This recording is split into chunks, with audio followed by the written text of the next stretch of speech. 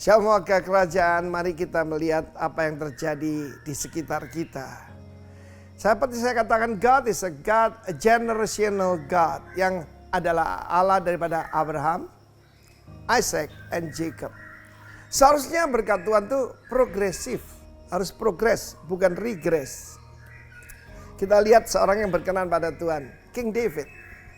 Lalu putranya Salomo, menjauh dari Tuhan dan akhir hidupnya, bahkan bersama dengan istri-istri, gundik-gundik dia mendirikan, yaitu penyembahan berhala di seberang daripada Yerusalem. Itu menyakitkan hati Tuhan. Dan itu menurunkan, lalu kemudian putranya yaitu Rehabeam.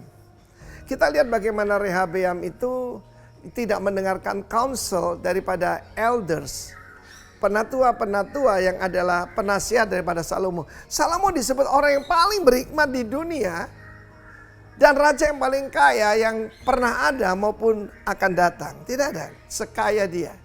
Termasuk Raja Thailand, Raja Brunei dan sebagainya. Dengar baik-baik, dia mendengarkan teman-temannya. Karena itu hati-hati apa yang kita sudah dengar. Sebab yang memuaskan daging bukan dari Tuhan. Kata para penatua itu, kalau engkau punya sifat melayani, berkata baik, maka mereka akan jadi hambamu seumur hidupmu. Tahun ini adalah tahun P Elohim. Karena itu tiru Tuhan Yesus, ya, supaya spirit yang ada dalam Kristus merendahkan hati, yang keluar cuma firman Allah, engkau akan memakan yang baik dari negeri. Bagaimana dengan Rehabeam? Dan kita tahu negara itu pecah. Pada zaman Rehabeam, ya, tinggal satu suku bersama Yehuda, yaitu Benyamin. Tapi 10 suku yang lain, Efraim, Manasye dan yang lain semua, yaitu menjadi satu kerajaan di utara dipimpin oleh Yerobeam bin Nebat. Dan ketika Yerobeam membuat penyembahan baru dengan menaruh 2 anak lembu emas di Bet-El dan di Dan, murka Tuhan datang. Sedikit tentang Rehabeam. Pada waktu itu ketika dia berperang dengan kerajaan utara, maka saudaraku, dia sudah menghabiskan banyak biaya dan hukuman Tuhan datang. Raja Sisak daripada Mesir datang dan menguasai dan merampas semua kekayaan daripada yang ada di Bait Allah, juga yang ada pada raja. Dan dahulu Salomo membuat perisai-perisai dari emas. Tetapi saudaraku, apa yang terjadi? Dirampas semua. Dan supaya menutupi rasa malunya, maka Rehabeam membuat perisai juga. Tapi juga daripada tembaga atau kuningan, salah satulah. Karena di situ dipakai istilah yang mirip untuk keduanya. Serupa tapi tak sama. Nilainya jauh, saudaraku.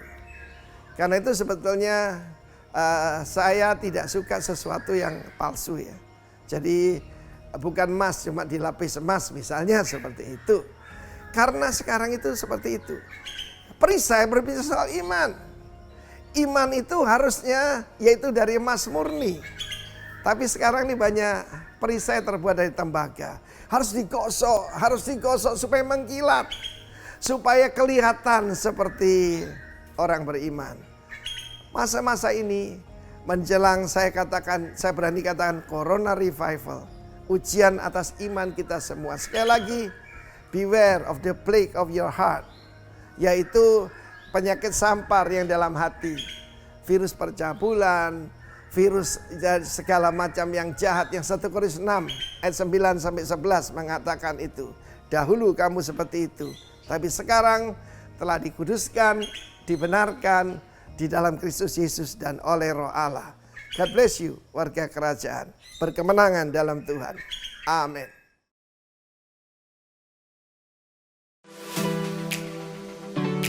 All of you have heard what he said just now.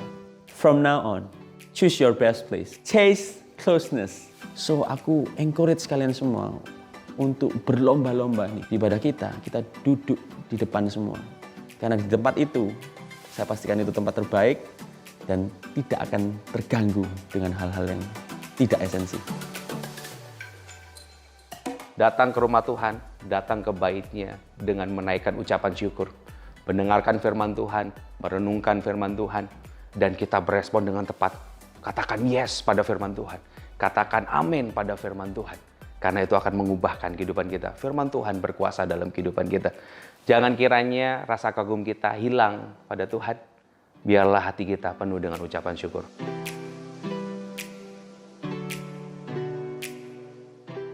If you don't make your decision, it will never be your home eventually. So trust His best plan through this imperfect family.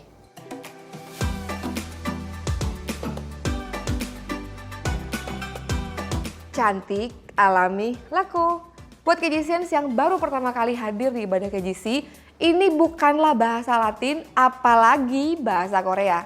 Cantik, alami, laku adalah singkatan dari catat atau ketik, alami, dan lakukan khotbah.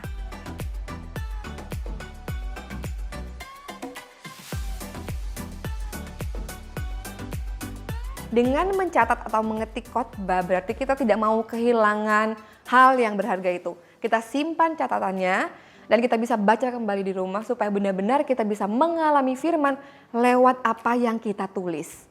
My home is KGC. From our heart. To yours, We love you, KGCians.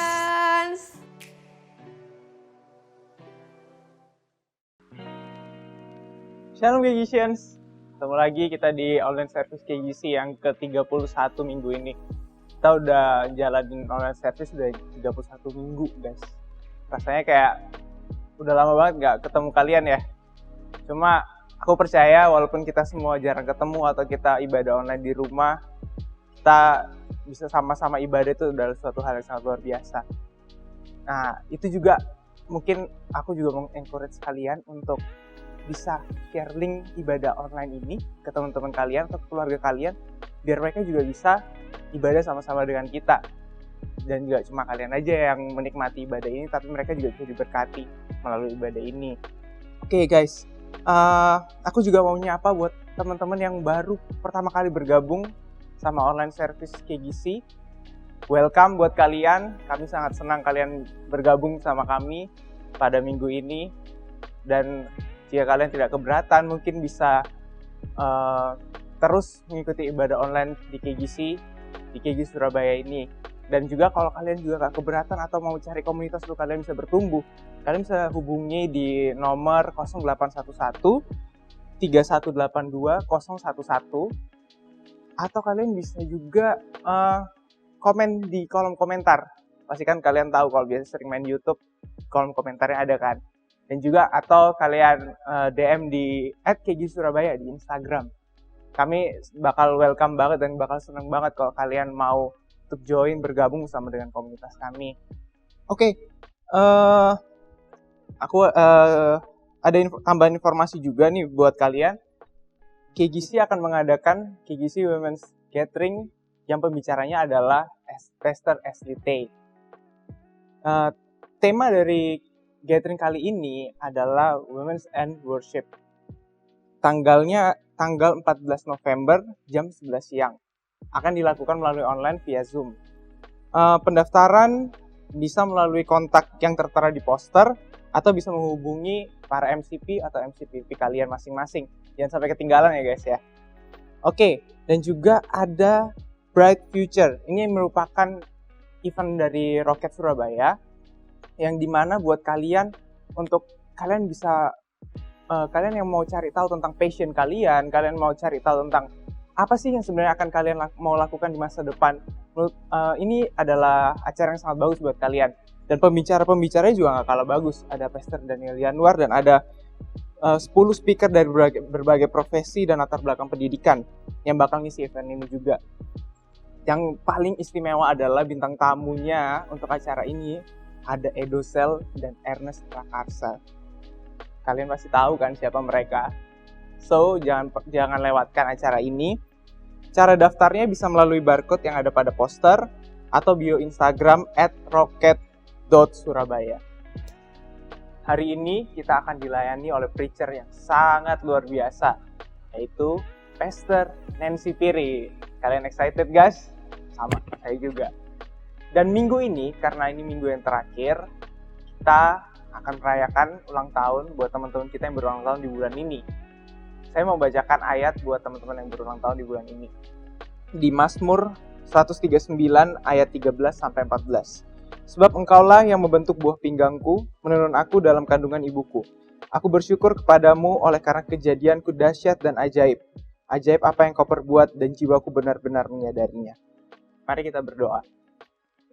Terima kasih Bapak untuk hari ini. Terima kasih kami bisa beribadah bersama-sama. Tuhan, Kau mempertemukan kami walaupun melalui ibadah online. Kami percaya bahwa kuasa-Mu, kehadiran-Mu ada bersama-sama dengan kami. Kami mau berdoa untuk teman-teman kami yang berulang tahun bulan ini, Bapak. Biarlah teman-teman kami yang berulang tahun di bulan ini bisa semakin mengenal Engkau lebih lagi, Tuhan. Lebih dekat dengan Engkau, Bapa, dan mengerti apa yang menjadi isi hati-Mu. Dan juga mereka mengerti apa yang menjadi keinginan-Mu dalam kehidupan mereka, Tuhan. Semakin hari, biarlah Engkau semakin nyata dalam kehidupan mereka, Tuhan. Kami percaya, Bapa, bahwa Kau menyertai mereka dimanapun mereka berada, dan apapun yang mereka perbuat, Engkau buat berhasil, Tuhan. Kami bersyukur buat teman-teman kami, Bapa. Dan juga kami akan memulai ibadah kami, Tuhan. Biarlah ibadah ini akan membuat kami mengerti apa yang menjadi isi hati-Mu, membuat kami semakin dekat dengan Engkau, semakin tahu betapa Engkau mengasihi kami, Bapa. Terima kasih, Bapa, untuk kesempatan kami beribadah bersama-sama walaupun melalui ibadah online ini, Tuhan. Kami percaya kuasa-Mu ada bersama-sama dengan kami, Tuhan. Terima kasih, Bapa. Terima kasih. Hanya dalam nama Tuhan Yesus Kristus kami sudah berdoa dan mengucap syukur. Amin. Oke, KGCians, selamat beribadah.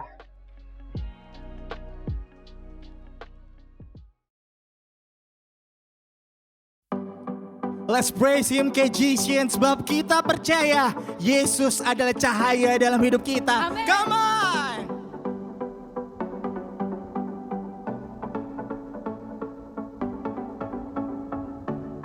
Dalam kegelapan aku melangkah, tak dapat melihat cahayanya. Namun kasih-Mu yang jelikan mataku. Dalam kegelapan aku melangkah, tak dapat melihat cahayanya. Namun kasih-Mu yang jelikan mataku.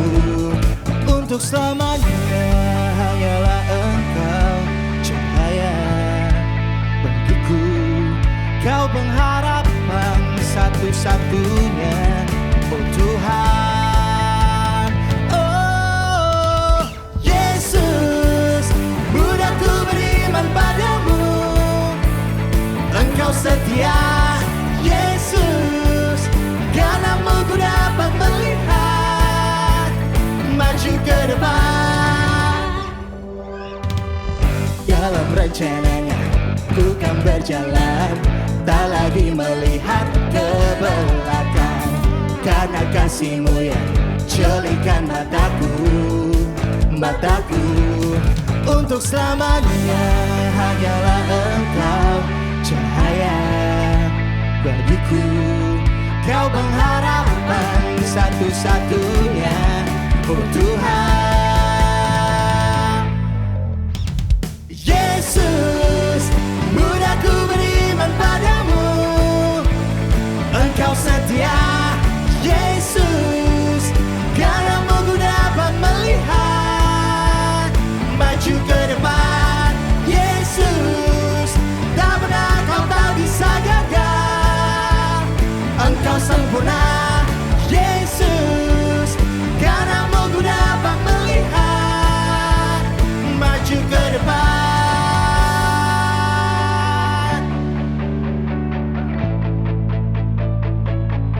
Untuk selamanya hanyalah Engkau cahaya bagiku. Engkau pengharapan satu-satunya, oh Tuhan. Untuk selamanya hanyalah Engkau cahaya bagiku. Engkau pengharapan satu-satunya, oh Tuhan. Yesus, mudah ku beriman padamu. Engkau setia Yesus, karena-Mu ku dapat melihat maju ke depan.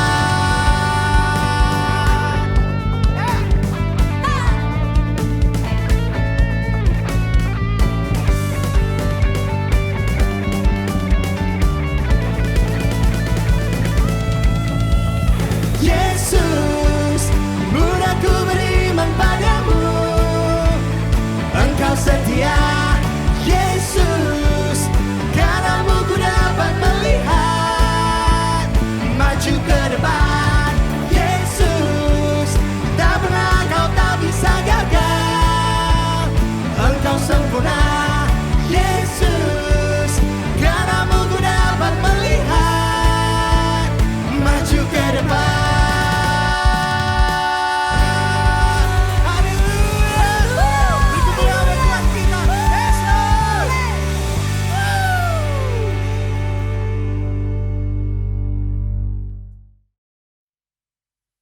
Tuhan kita maha hadir, yang artinya dimanapun kita berada, di situ juga Dia berada. Itulah sebabnya kita sebenarnya tidak dapat lari daripada hadirat Tuhan. Hari-hari ini saya sedang membaca sebuah buku yang berjudul A Journey of Worship yang ditulis oleh Pastor Ashley T. Di salah satu bagian beliau menuliskan seperti ini. The reason why we don't feel His presence is because we are not present in His presence. Alasan mengapa kita tidak dapat merasakan hadirat Tuhan, karena kita tidak hadir di dalam hadirat-Nya. Dari quote di atas saya belajar bahwa untuk dapat mengalami hadirat Tuhan, dibutuhkan sebuah keputusan dari diri kita sendiri untuk mau hadir ataupun tidak hadir di dalam hadirat Tuhan. Today, in this moment, let's be present in His presence.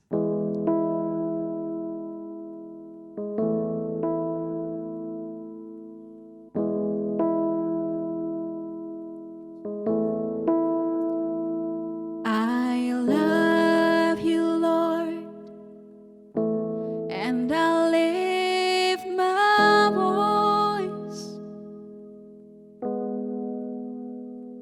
to worship you, all my soul.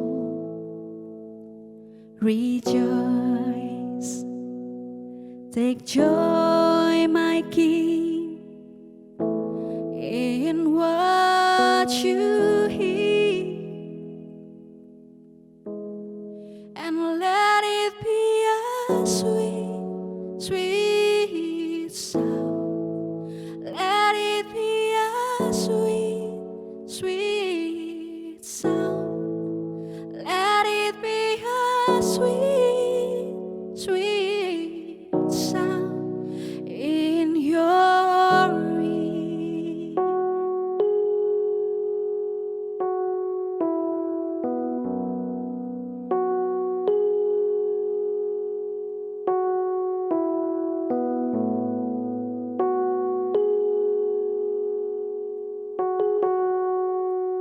We worship you, Lord. Ooh, oh, ooh,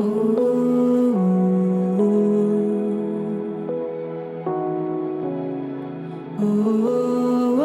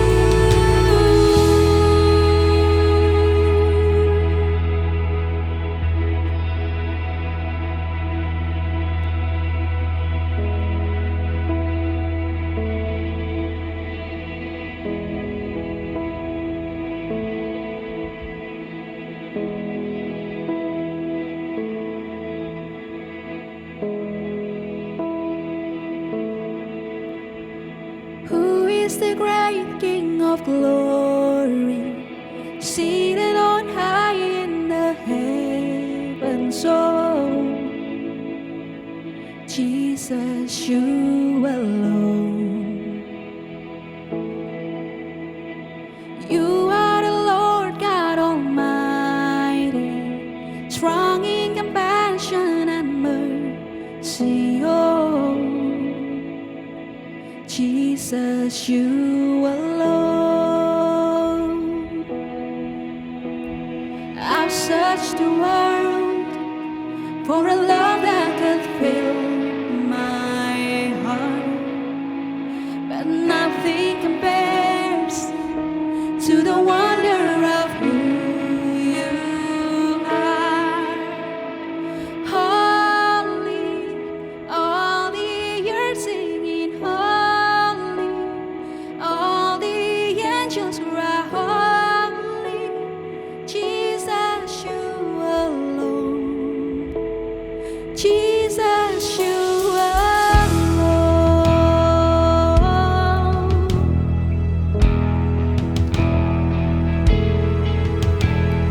You set the stars in the heavens, you set the world into motion. Oh, Jesus, you alone. Yes, you did. You breathed your life in creation. You walked among your created. Oh, Jesus, you alone. I've searched and I've searched the world for a love that could fill my heart. Oh, but nothing compares to the wonder of who you are.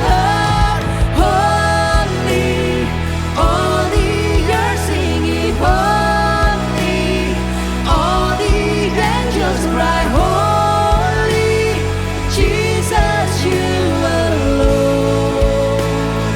Worthy, worthy, all creation sings worthy, all the heavens exalt thee, Jesus, you alone, Jesus, you alone.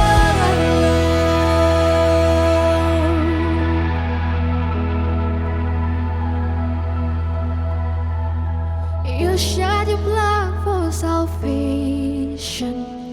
You broke the curse for our freedom. Oh, Jesus, you alone. You rose from death with the morning. You come again in your glory. Oh, Jesus, you alone. Oh, Jesus, you alone. Holy, all the earth singing holy.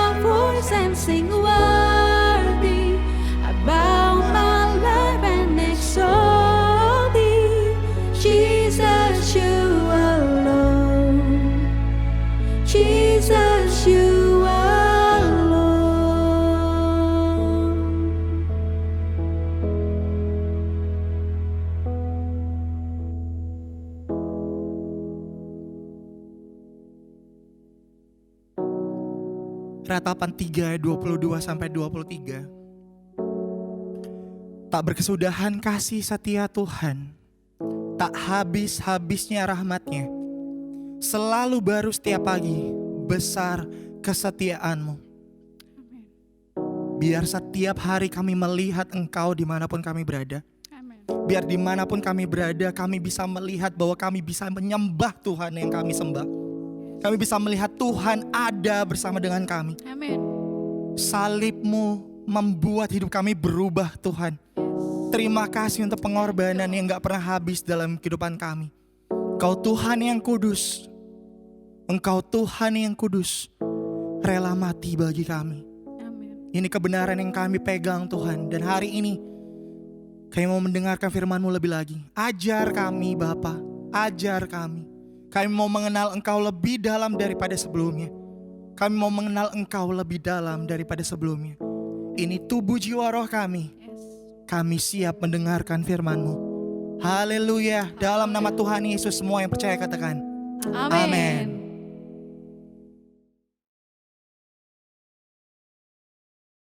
Shalom Gadgesians. Ini adalah minggu yang ke-31 kita beribadah secara online. Memang kita belum bisa beribadah secara onsite karena memang belum memungkinkan. Tapi saya mau ingatkan, selagi kita masih beribadah secara online di rumah masing-masing, kita percaya bahwa hadirat Tuhan ada, nyata, bahkan bermanifestasi di rumah kita. Yang perlu kita lakukan adalah mari kita beribadah dengan sikap yang baik, dengan sikap yang hormat. Oke? Ketika greeter memimpin kita dalam doa, kita lakukan dengan sikap berdoa dan penuh dengan rasa hormat. Setiap pujian penyembahan yang kita nyanyikan pun dari hati kita dengan sikap yang hormat. Begitu juga waktu kita mendengarkan firman Tuhan, jangan nyambi. Ya? Kita dengarkan firman Tuhan dengan sangat baik. Oke? Hari ini kita akan bahas dari Efesus 4 ayat 1 sampai dengan yang ke-10. Kemarin kita udah belajar banyak dari Efesus 1 sampai dengan yang ketiga. Dan memang itu adalah perikop-perikop yang bicara soal dasar. Makanya begitu banyak pengajaran yang kita dengarkan minggu-minggu yang lalu. Dan saya mau thank you buat preacher, home pastor, home preacher yang telah berkhotbah, yang telah menyampaikan kepada kita. Mereka telah melakukan tugas dengan sangat baik. Nah, mulai di pasal yang keempat sampai seterusnya, itu akan banyak belajar soal aplikasi. Kalau kalian orang Kristen yang sudah lama, kalian akan lihat ini perikop-perikop dengan judul yang sangat populer. Oke, Gadgesians, yuk kita baca Efesus pasal yang keempat ayat 1 sampai dengan yang ke-10. Ayatnya akan tertampilkan di layar, tapi kita baca, ayo kita baca dengan suara yang kedengaran. Setidak-tidaknya kamu bisa dengar suara kamu sendiri, oke?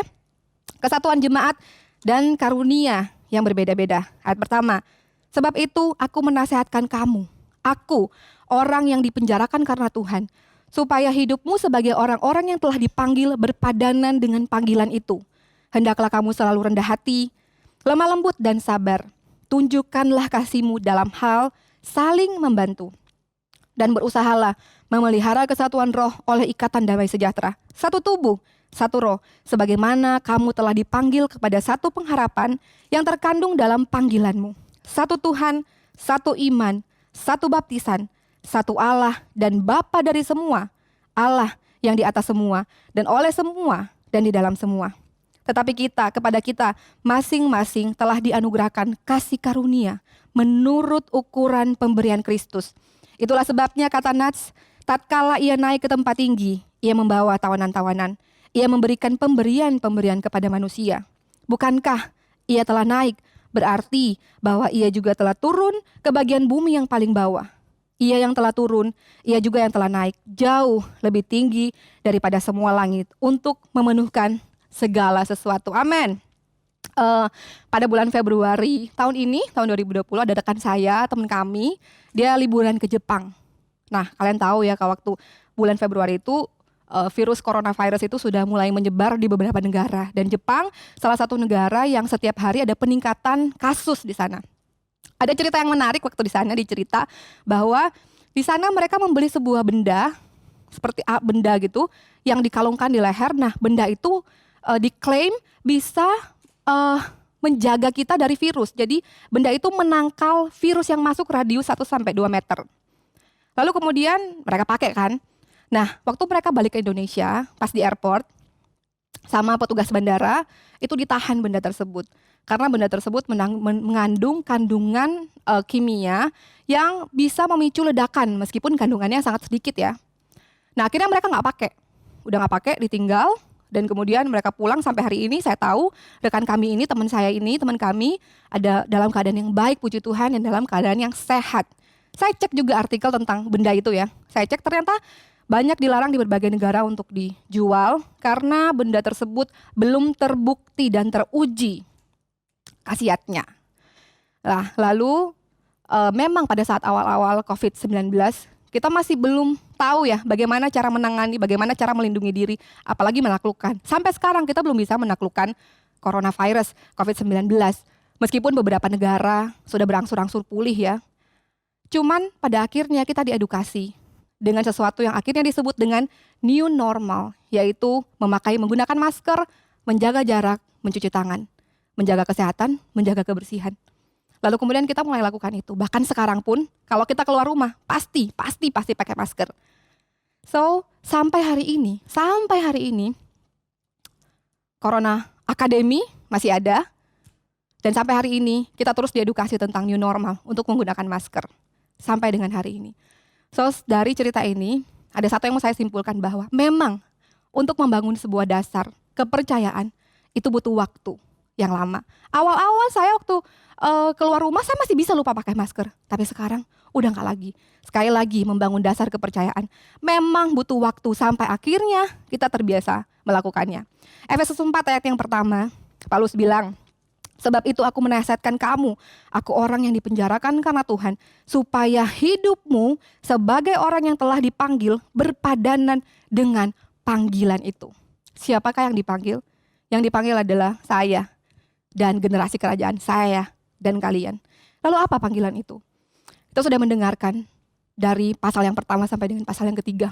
Panggilannya adalah bahwa dulu keselamatan hanya ada untuk orang Yahudi dan kita bukan orang Yahudi, tetapi Allah telah memberikan anugerahnya sehingga keselamatan itu diberitakan kepada bangsa-bangsa, sehingga dia bukan membuat suatu bangsa yang lain, tetap dia membuat bangsa yang lain, yaitu bangsa di dalam Kristus. Tembok itu telah diruntuhkan, kini kita telah menjadi gereja Tuhan. Bahwa itu panggilan tersebut harus menjadi dasar dalam kehidupan kita. Kenapa? Karena segala sesuatu yang bereaksi dari kita itu adalah dari dasar yang kita miliki. Apa yang kita lakukan itu adalah reaksi dari dasar yang kita miliki. Kalau di bahasa Indonesia dibilang berpadanan. Berpadanan berarti pas, berarti sesuai. Kalau dalam terjemahan NIV, tulisannya gini, as a prisoner for the Lord, then I urge you to live a life worthy of the calling you have received. Artinya Paulus dia bilang, I urge you, aku lagi mendorong kamu, aku lagi mendesak kamu untuk menjadi generasi kerajaan yang live worthy and walk worthy.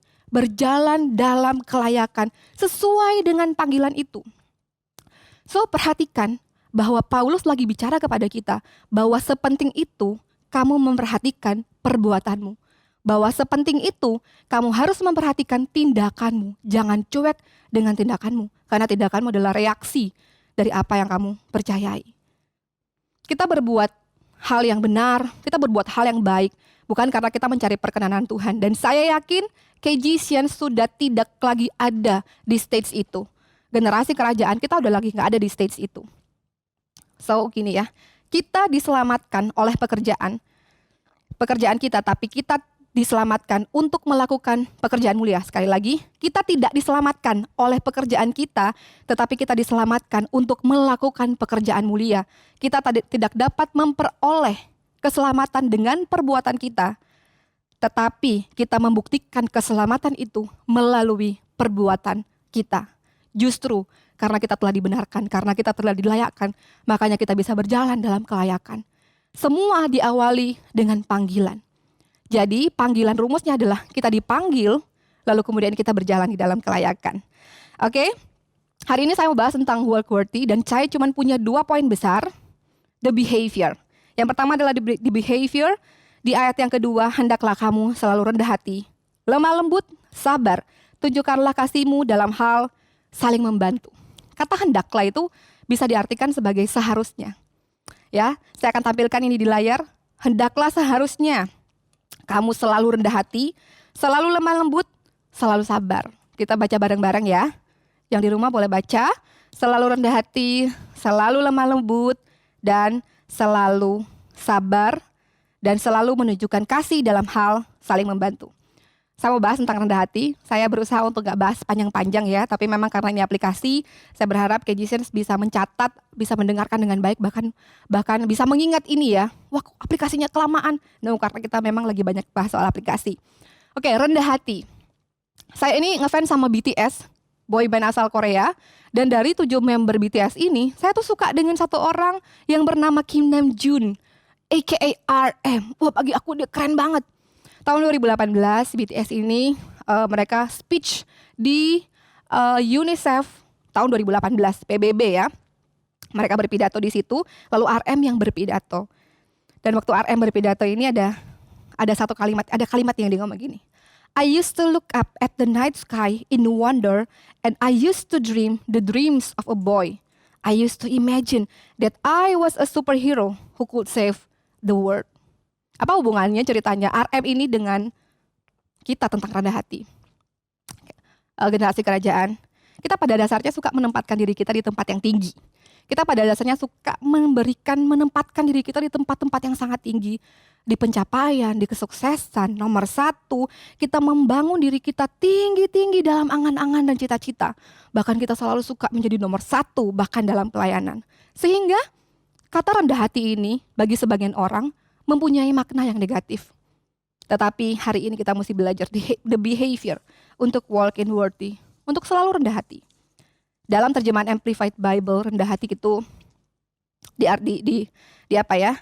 ditulis seperti ini, forsake self-righteousness. Forsake self-righteousness. Artinya meninggalkan kebenaran diri sendiri. Kenapa? Karena kebenaran diri sendiri kita ini lahir dari hati kita yang sudah tercemar. Lahir dari hati kita yang kotor, yang dicemarkan oleh dosa. Sehingga akan membawa kita kepada kehancuran. Kita selalu merasa baik-baik saja. Kita selalu merasa bahwa kita bisa. Kita selalu merasa bahwa, mungkin krisis ini tetap menstabilkan, mungkin krisis ini ada, tapi tetap menstabilkan perusahaan saya udah kuat. Dan lain sebagainya, keluarga saya baik-baik aja, keluarga saya melayani Tuhan, saya di pelayanan, saya nomor 1. Saya punya tim yang luar biasa dalam pelayanan. Mungkin, hidupku udah tenang, nyaman. Karena saya punya pacar yang berjanji akan menikahi saya. Kita suka taruh hidup kita di tempat-tempat yang seperti itu. Lalu kemudian tanpa kita prediksi COVID-19 datang. Tanpa kita bisa prediksi, tidak ada yang bisa prediksi itu. Dan dia memporak-porandakan hidup kita. Dia mengganggu kita yang lagi ada di tempat yang tinggi itu. Mungkin keluarga kita mulai berantem karena krisis finansial. Mungkin pacar yang kita berharap akan menikahi kita ternyata pergi meninggalkan kita. Mungkin teman-teman kita juga mulai pergi meninggalkan kita. Orang-orang mulai mengingkari janji. Lalu kita sadar bahwa kita tidak punya kendali apa-apa. Kita sadar bahwa kita tidak tahu apa yang mesti kita lakukan. Kita sadar kita tidak bisa. Kalau mungkin saudara-saudara yang baru pertama kali menyaksikan ibadah online ini, atau kalian generasi kerajaan, sementara berada pada situasi bahwa saya lagi bergumul nih hari-hari ini karena sebuah kegagalan. Karena kejatuhan, saya salah mengambil keputusan dalam hidup. Ini saatnya untuk kebenaran sejati hadir di hati kita yang tercemar dan kotor. Ada satu quotes dari Pastor Jason Lim. You can't really depend on God until you really despair of yourself. The greatest enemy of the gospel is self-righteousness. So kerendahan hati adalah kita meninggalkan kebenaran kita, diganti dengan kebenaran yang sejati. Hey, Yesus mau lahir di hati kamu. Yesus yang lahir di palungan yang kotor, dia pun mau lahir di hati kita. So, I need you Jesus. Katakan, I need Jesus. Aku butuh Yesus. Selain itu juga, aku butuh Yesus sebagai kebenaran sejati. And I need you, my brothers and sisters in Christ yang ada di KGC. Kita perlu mengakui, kita perlu dengan rendah hati mengakui bahwa kita nggak bisa sendiri. Di dalam perjalanan pertumbuhan rohani kita nggak bisa sendiri. Kita butuh support orang lain, kita butuh support doa orang lain, kita butuh mentor, kita perlu didorong, bahkan kita perlu ditegur, kita perlu dinasehati. Kita nggak bisa sendiri. Bahkan kita perlu untuk berbagi beban bersama-sama. Meskipun itu akan melihat kita lemah. Kita mesti putus asa dulu dengan diri sendiri, dengan kelemahan kita. Supaya kuasa Kristus dan kebenaran sejati bekerja melalui gereja dan saudara-saudara seiman. Bahkan untuk kerendahan hati, Filipi 2 ayat 3b, Paulus juga menulis surat ini. Sebaliknya, hendaklah dengan rendah hati yang seorang menganggap yang lain lebih utama daripada dirinya. Artinya, kita mengunggulkan orang lain. Bukan mengunggulkan diri kita sendiri. Bukan ide siapa ini. Siapa yang telah melakukan di balik ini semua? Siapa yang membuat ministry ini maju? Bukan. Justru kita harus mengunggulkan orang lain. Kerendahan hati kita yaitu kita meninggalkan kebenaran diri sendiri, diganti dengan kebenaran sejati, yaitu panggilan ilahi di dalam Yesus. Oke, sekarang kita bahas tentang lemah lembut. Amsal 15 ayat 1, jawaban yang lemah lembut meredakan kegeraman, tetapi perkataan yang pedas membangkitkan amarah. Beberapa waktu lalu Indonesia ini lagi banyak demo di mana-mana. Nah, di setiap demo yang terjadi kerusuhan itu biasanya ada satu yang namanya provokator. Dia akan memprovokasi orang. Jadi bakar. Dia suka kayak gitu. Nah, lemah lembut di sini adalah perkataan lemah lembut atau lemah lembut di sini berarti bahwa tidak orang yang tidak memprovokasi. Orang yang tidak suka manas-manasin.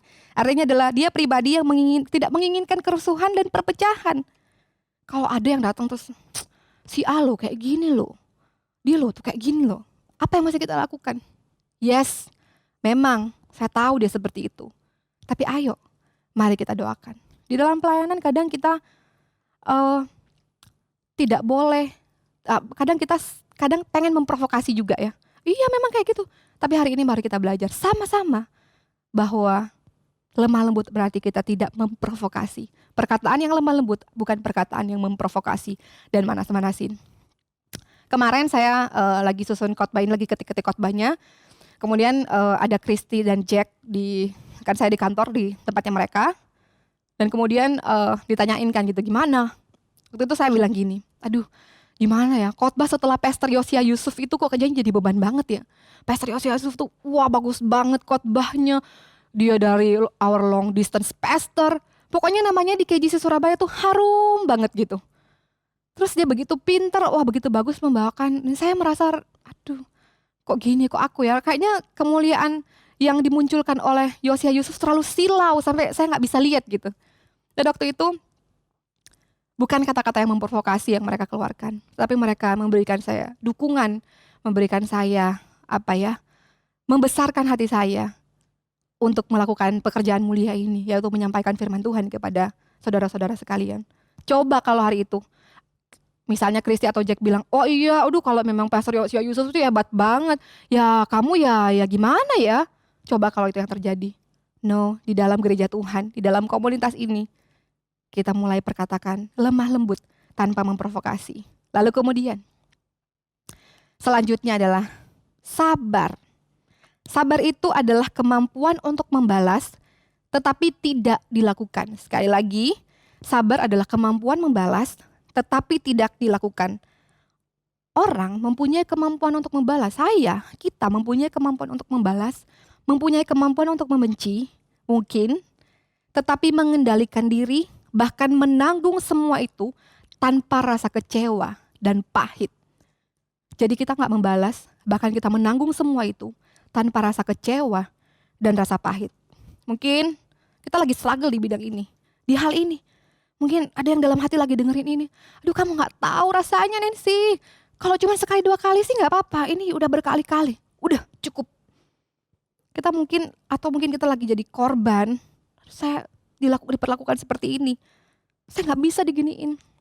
Mungkin ada yang bilang, kamu gak pernah ngerasain sih. Bitterness, sakit, pahit itu. Dan rasa kecewa. The bitterness is real. Mungkin saudara bilang begitu.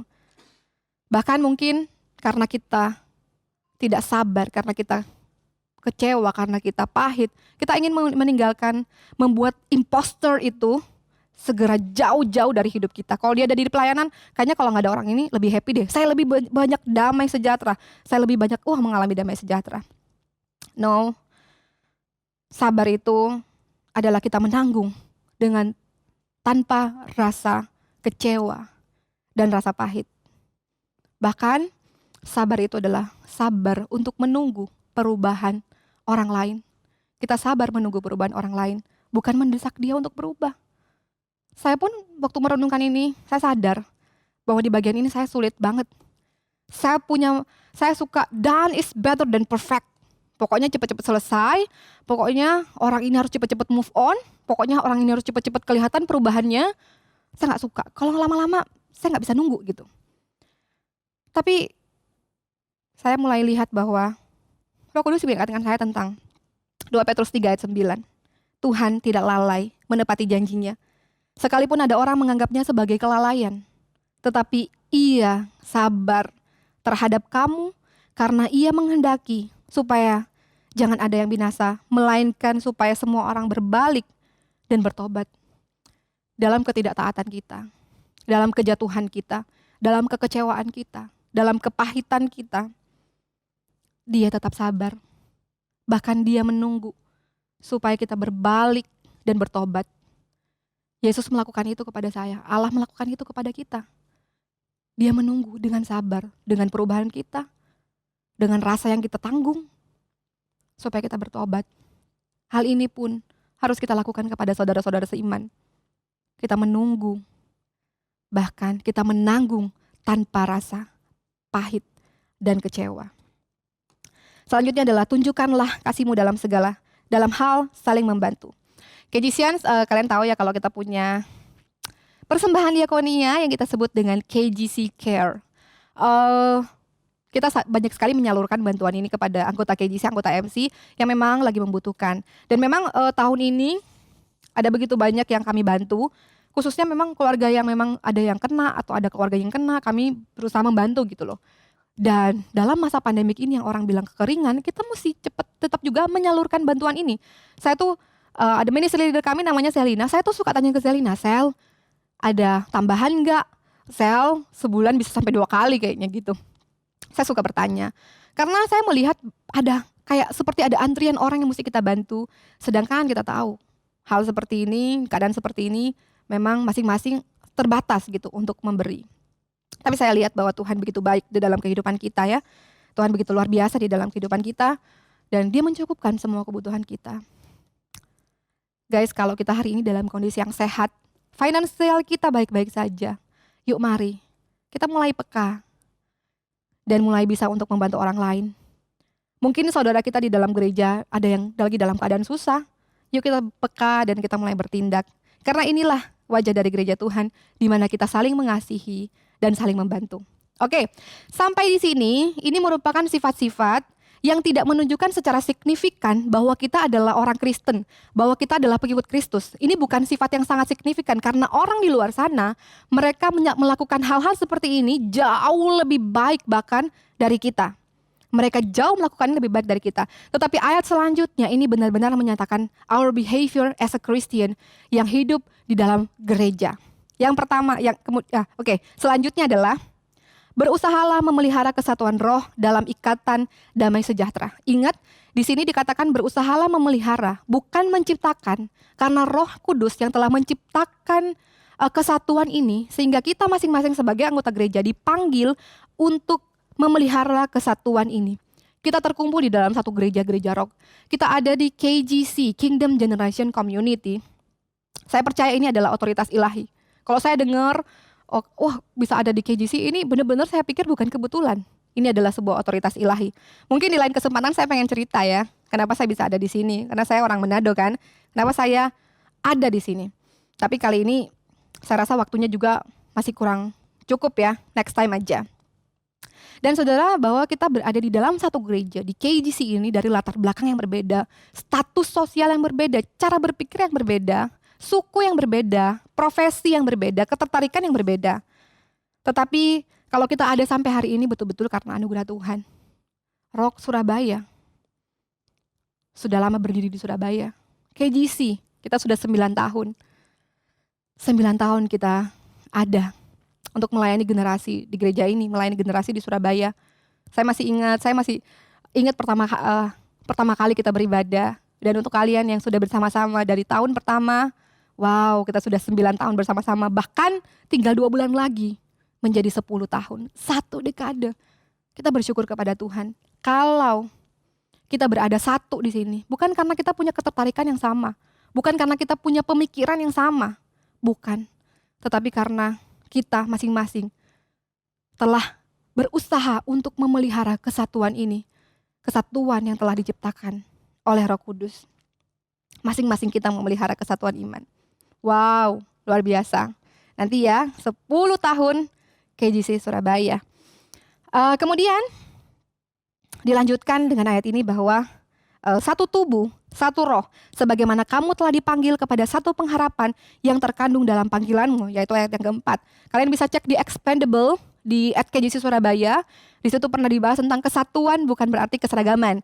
Kalian kalau baca surat Petrus ini, kalian bisa belajar juga ya di Expandable di Instagram kami.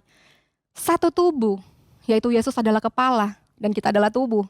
Bahwa kita mendapatkan perintah justru dari kepala kita, yaitu Yesus sendiri. Kepala yang menginstruksikan kita. So guys, kalau kita mengalami masalah di gereja ini, kalau kita mengalami masalah di KJC, jangan gampang untuk mundur. Jangan gampang untuk pergi. Kenapa? Karena kita ini satu tubuh. Karena kita adalah satu tubuh. Dan kalau tiap anggota tubuh membutuhkan satu sama lain. Saya pernah, kaki saya tuh sakit gitu loh, kaki kanan. Waktu kaki kanan saya sakit, maka saya butuh kaki yang lain untuk membantu saya untuk bisa berjalan. Jadi satu anggota tubuh, saling membutuhkan satu dengan yang lain. Ministry leader membutuhkan tim leader. Tim leader dan ministry leader membutuhkan membernya. MCP, Messianic Community Pastor, membutuhkan MCVP-nya. Bahkan anggota Komsel membutuhkan pemimpinnya. Kita saling membutuhkan di sini. So, mari kita tetap satu. Yang kedua adalah satu roh, yaitu Roh Kudus yang tinggal di dalam. Roh yang tinggal di dalam saya adalah roh yang sama yang tinggal di dalam kalian juga. Bahwa bukan karena tidak ada tempat yang lebih baik, makanya Roh Kudus mau tinggal di dalam kita. No, Roh Kudus tinggal di dalam kita untuk memampukan kita to walk worthy. Sekali lagi, Roh Kudus ada di dalam kita untuk memampukan kita untuk walk worthy. Bukan hanya berjalan di dalam kebaikan, tetapi berjalan di dalam kelayakan. Saya bulan pandemik ini, saya kan bukan saya juga ya, home pastor ini kami memiliki jadwal khotbah yang sering ya 2 bulan sekali. Dimana dulu tidak pernah terjadi ya. Benar-benar ini momentum dimana kami merapatkan barisan bahwa oke, kami mau lebih intens lagi untuk memberi makan kepada generasi, kepada anggota KJC. Kami mau lebih intens lagi gitu. Lalu kemudian setiap malam Sabtu Minggu gitu, biasanya saya baca-baca ayat yang mau saya khotbahkan. Lalu satu kali saya lihat jadwal, saya lihat jadwal, oh kayaknya masih panjang deh jadwal saya. Saya berleha-leha gitu loh. Saya berleha-leha dan waktu di Sabtu dan Minggu saya tuh jadi seperti orang yang kayak ngapain ya? Biasanya aku Sabtu Minggu nih sibuk deh. Kok nggak ngapain ya? Aneh nih. Saya ingat bahwa oh iya, saya kan tidak mempersiapkan khotbah. You know what? Berkhotbah itu baik. Tapi Roh Kudus mengingatkan saya bahwa tujuan hidup itu bukan berkhotbah. Dia mengembalikan saya kepada jalan yang seharusnya. Tujuan hidup kita bukan untuk berkhotbah. Kalau sampai karena tidak berkhotbah dan kamu kehilangan, gimana ya, kok kayaknya gak sibuk ya? No, kamu mesti sibuk dengan Kristus. Waktu itu saya, ini Roh Kudus yang berbicara kepada saya. Makanya saudara, bukan berjalan dalam kebaikan, dia memampukan kita untuk walk in worthy. Kemudian satu pengharapan yang terkandung di dalam Yesus adalah pengharapan akan kehidupan yang kekal. Yesus bilang supaya di mana aku berada, kamu pun berada. Bahkan Pastor Yosia Yusuf kemarin bilang bahwa kita akan menikmati warisan kemuliaan. Guys, hanya gereja Tuhan yang memiliki pengharapan akan kemuliaan. Hanya gereja Tuhan. Kalau kamu ada di gereja Tuhan hari ini, kita akan mewarisi kemuliaan, yaitu pengharapan. Kita akan kehidupan yang kekal. Kemudian ayat 5, satu Tuhan, satu iman, satu baptisan. Satu Tuhan, tidak terbataskan lagi. Dia adalah Allah kita Tritunggal, satu iman. Iman memberikan kita kepastian dan pengharapan. Iman kita kepada satu, Yesus Kristus. Saya pernah juga singgung sedikit soal ini di khotbah di Titus. Kalian juga bisa cek di sana ya. Di final instruction. Iman kita adalah memberikan kita kepastian. Di situ saya cuma singgung bahwa kita beriman kepada karya keselamatan Yesus yang Yesus Kristus lakukan untuk membuat kita menjadi orang-orang percaya. Kemudian satu baptisan. Nah, ini menarik. Baptisan ini adalah sebuah pengakuan terbuka kita kepada publik bahwa saya memilih Yesus dan mengikut dan akan mengikut Yesus. Jadi baptisan jadi sangat penting di dalam perjalanan kehidupan rohani kita di dalam gereja karena ini menjadi sebuah keputusan penting, public confession. Pernyataan terbuka kita bahwa yes, saya memilih Yesus dan saya memilih untuk mengikut Yesus. Buat kalian yang belum dibaptis hari ini, kalian bisa temui MCP Saudara atau kalian bisa komen di sini untuk kami bisa membantu saudara. Tentu saja kami akan melayani saudara ya, karena bukan hanya untuk dibaptis saja. Kemudian ayat yang ke-6, satu Allah dan Bapa dari semua, Allah yang di atas semua dan oleh semua dan di dalam semua. Allah adalah Raja, tapi di sini dibilang Allah adalah Bapa. Bukankah kata Bapa itu mengandung kata yang sweet gitu. Seperti kalau aku mendengar kata coklat, waduh, saya tahu pasti itu enak, pasti itu manis. Sama, waktu saya mendengar kata Bapa, waktu kita mendengarkan kata Bapa, kita mesti mempunyai imajinasi yang sama. Panca indera kita mesti sama-sama satu untuk yes, ini kata yang so sweet banget, ini kata yang benar-benar manis. Dia menggambarkan dirinya, bukan menggambarkan, dia adalah Bapa kita. Dialah Bapa dari semua. Beberapa rekan-rekan di KJC yang saya kenal dari masih single, sekarang mereka udah jadi daddy. Dan kalau saya lihat mereka dengan anak mereka, tiba-tiba mereka jadi so sweet banget deh. Gak kayak dulu gitu. Mereka jadi benar-benar so sweet. So, ini membuat saya berpikir bahwa pemikiran pertama saya tentang Allah yang muncul adalah kasih. Dan saya mau generasi kerajaan, hey KJCians, ketika kita mendengar kata Bapa, pikiran kita yang pertama kali muncul adalah Allah, adalah kasih. Dan Pastor Rizkia Setiawan pernah juga ngomong di Lead Hearts hari Senin, minggu ini, Yesus berbagi Bapa dengan kita. Karena dia punya Bapa yang baik. Dia berbagi Bapa. Apa yang dia punya, dia berikan kepada kita. Dan dia adalah semua. Artinya adalah dia telah menyatakan semuanya kepada gereja Tuhan. Yaitu kepada saudara dan saya. Dia di atas semua. Kalau Allah di atas semua, maka Allah memegang kendali atas segala sesuatu yang kita hadapi.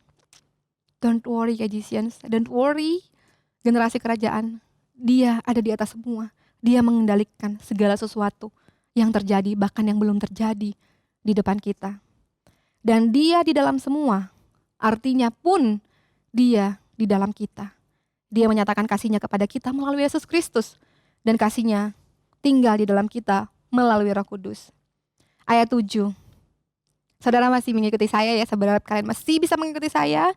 Tetapi kepada kita masing-masing telah dianugerahkan kasih karunia menurut ukuran pemberian Kristus. Masing-masing kita, anggota gereja, jemaat Kristus, telah diberikan karunia untuk berjalan dalam kelayakan dengan tindakan kita.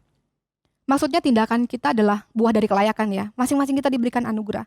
Kita diberikan anugerah untuk menjaga kesatuan daripada gereja Tuhan. Artinya bahwa semua kebaikan dan kemampuan yang telah kita miliki itu dimulai dari sebuah pemberian.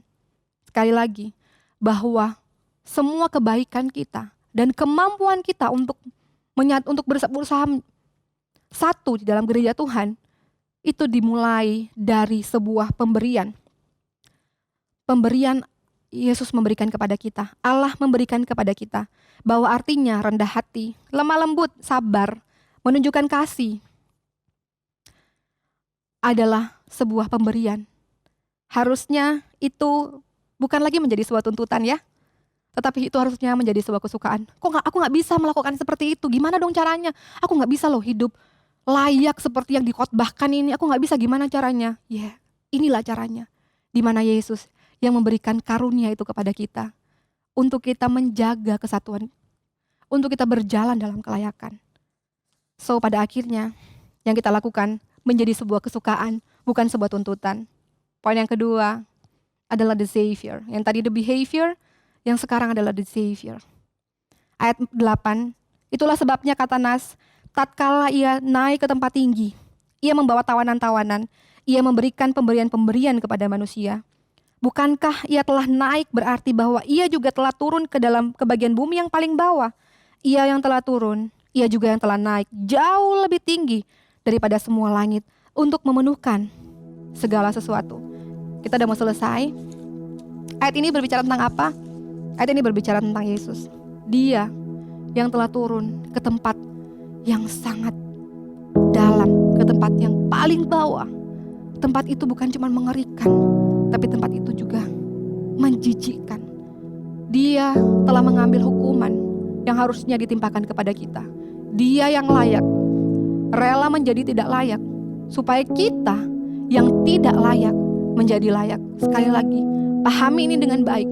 Dia yang layak, rela menjadi tidak layak, supaya kita yang tidak layak ini menjadi layak. And it's the beauty and powerful. Ini adalah sebuah keindahan dan kekuatan daripada firman kebenaran, yaitu Injil keselamatan. Kabar baik ini jadi begitu indah. Kenapa? Karena dia yang indah itu menjadi buruk. Pada saat kita melihat salib, kita melihat dia yang begitu indah, yang begitu mulia, menjadi buruk, supaya kita yang buruk dan rusak ini menjadi indah. Kita yang kotor ini kita menjadi indah. Dan powerfulnya adalah apa? Karena waktu kita melihat salib, kita melihat kuasa yang mengubahkan hidup kita. Kita melihat kuasa yang mengubahkan hidup saudara dan saya. Kuasa yang membuat kita berani meninggalkan kehidupan kita yang lama. Lalu kemudian kita memiliki sebuah hasrat yang baru. Hasrat untuk menyenangkan hati Tuhan. Hasrat untuk kehidupan yang kudus. Kita memiliki hasrat yang baru itu. Salib Yesus adalah awal kehidupan kita di dalam kelayakan dimulai. Salib Kristus adalah awal dari hidup kita di dalam kelayakan dimulai. Ephesians, He made us worthy, so we walk worthy. Sekali lagi, He made us worthy, so we walk worthy. The Savior made us worthy. Terakhir dari saya, apa yang disampaikan Pastor Yosi minggu lalu? Kalau kebenaran tidak mempengaruhi kita, maka sia-sialah kebenaran itu. Hari ini kita telah dengarkan kebenaran. Biarlah kebenaran itu mempengaruhi hidup kita, sehingga dia gak sia-sia, tetapi menjadi berguna. Teguran ini, kata-kata ini merupakan kata-kata yang keras. Kata-kata dari Pastor Yosia Yusuf. Tapi biarlah ini kita ingat, bahwa ini adalah sebuah kebenaran. Kolose 1 ayat 10-12. Sehingga hidupmu layak di hadapannya, serta berkenan kepadanya dalam segala hal, dan kamu memberi buah dalam segala pekerjaan yang baik, dan bertumbuh dalam pengetahuan yang benar tentang Allah, dan dikuatkan dalam segala kekuatan oleh kuasa kemuliaannya untuk menanggung segala sesuatu dengan tekun dan sabar, dan mengucap syukur dengan sukacita kepada Bapa yang melayakkan kamu untuk mendapat bagian dalam apa yang ditentukan oleh orang-orang kudus di dalam kerajaan terang. Holy, all the earth singing holy, all the angels cry holy, Jesus you alone. Worthy, all creation sings worthy, all the heavens exalt thee, Jesus you alone. Holy, all the earth singing holy, all the angels cry holy, Jesus you alone. Worthy, all creation sings worthy, all the heavens exalt thee, Jesus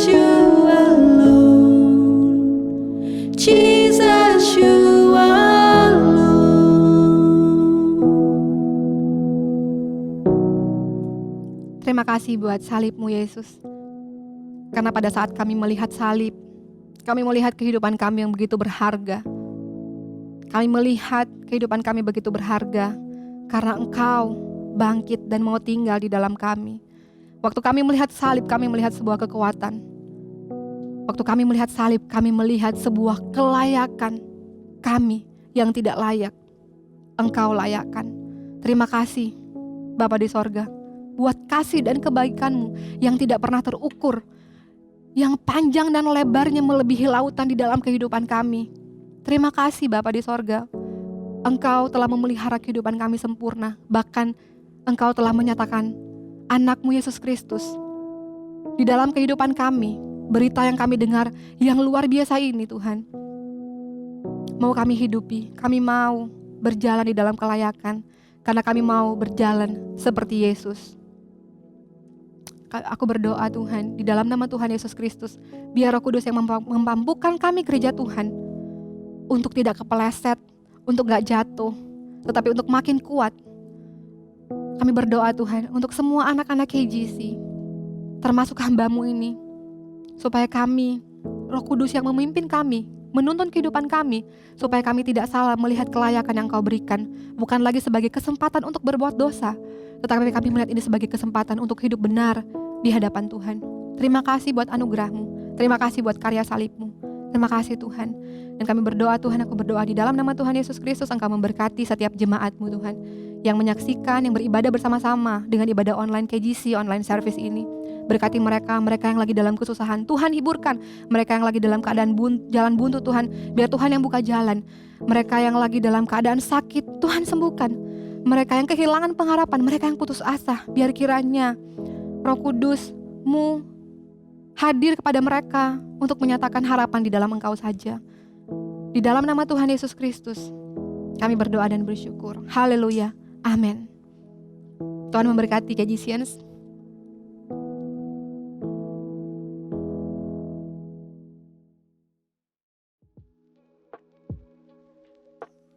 Terima kasih telah beribadah bersama kami hari ini.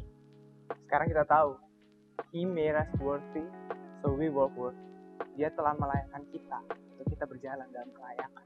Itu semua bukan karena kita, tapi hanya karena anugerah Tuhan.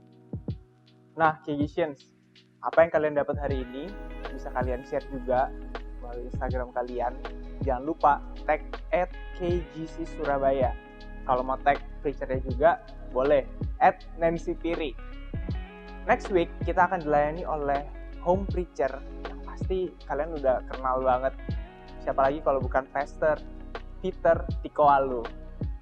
Dan untuk ibadah hari ini sudah selesai. Sampai ketemu lagi di ibadah kita minggu depan.